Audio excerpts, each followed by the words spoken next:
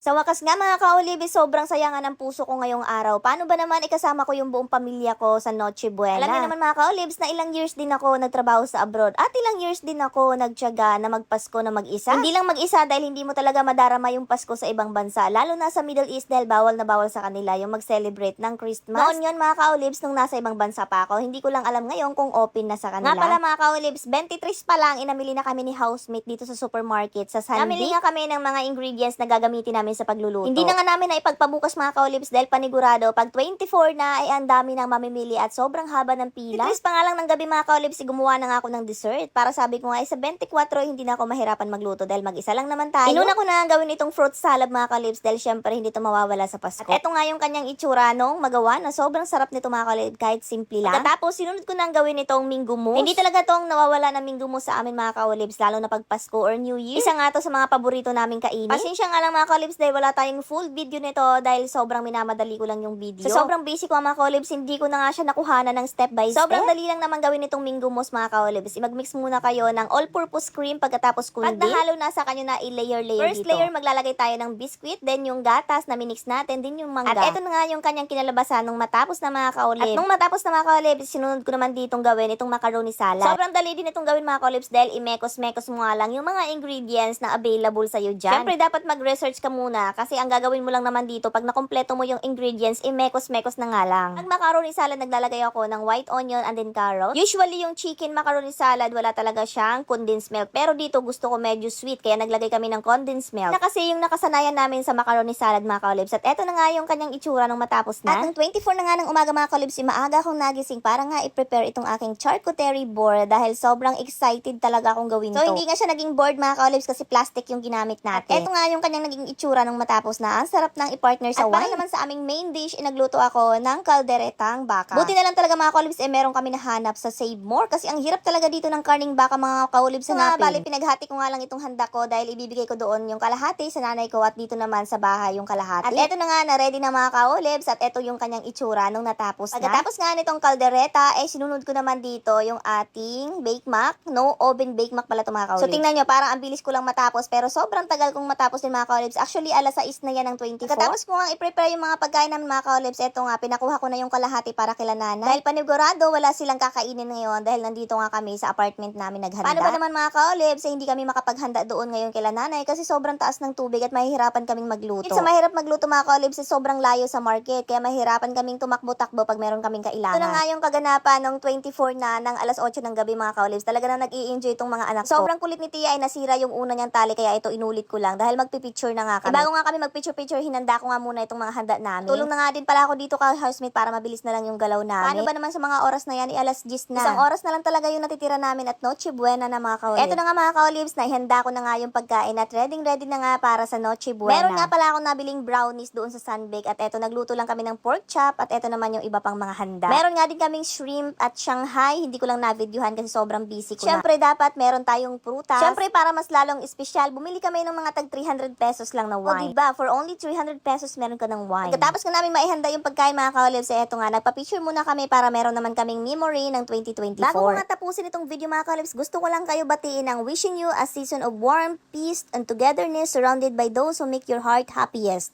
May the magic of Christmas light up your home, filling it with laughter, kindness, and all the things that bring you joy. Merry Christmas mga ka-Olives! Salamat sa walang sawang suporta. Goodbye 2024. Yun lamang muna ngayong araw mga ka-Olives. Salamat sa panonood. Follow me for more videos. Bukas ulit.